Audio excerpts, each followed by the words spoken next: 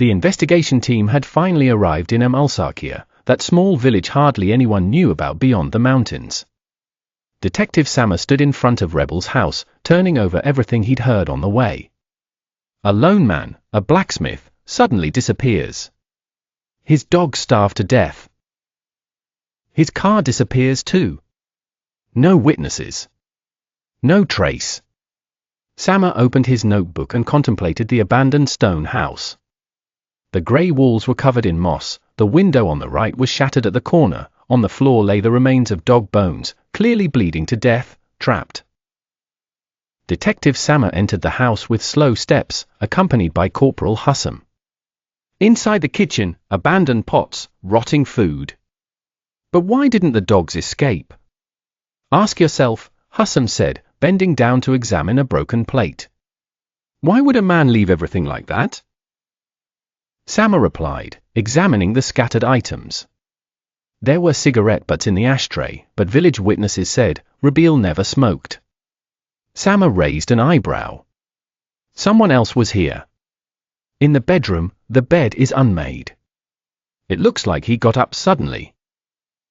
His clothes are all here, Hussam said, examining the closet. Sammer approached the small table by the bed. On the paper, a strange drawing was drawn. What is this? It looks like a map, or maybe the outlines of a tree. There were small circles connected by zigzag lines. In the bottom corner, Rabeel had written a single word, shadow. Sammer stood contemplating the word, shadow. What was Rabeel afraid of? In the back workshop, everything was in its place. If he had been on the run, he would have taken his tools. Or if he had been kidnapped, there would have been a trace of resistance. But nothing. It was as if Rabeel had vanished into thin air. Sammer returned outside, where Abu Zaid was waiting. An elderly man, holding his cane as if it were his last friend. He said, shaking his head, "My son, no one knows what happened. But there's something." Sammer approached him. What was it? One night before he disappeared, I saw him getting out in the car. And he was with someone. Describe him. Abu Zaid bit his lip, tall, wearing black, but his face? I didn't see it, it was covered with a hat. Sammer took out his notebook. Okay. Where did he go? On the path to the forest. Sammer raised his head and looked toward the forest trees that stood silent in the distance. The forest, of course.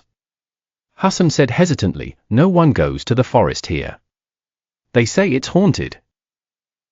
Sammer smiled sarcastically, I don't believe in spirits, but I do believe that humans are sometimes scarier. Then he pointed to the sergeant, tomorrow we'll search the forest. I want a list of everyone who dealt with Rabeel before he disappeared. At that moment, a strong wind blew, the branches of the olive tree in front of the house swayed, and Sammer heard a rustling sound that sounded like a whisper, don't search, but the detective didn't believe in superstitions. He believed in evidence. And with the first light of morning, his journey into the forest would begin.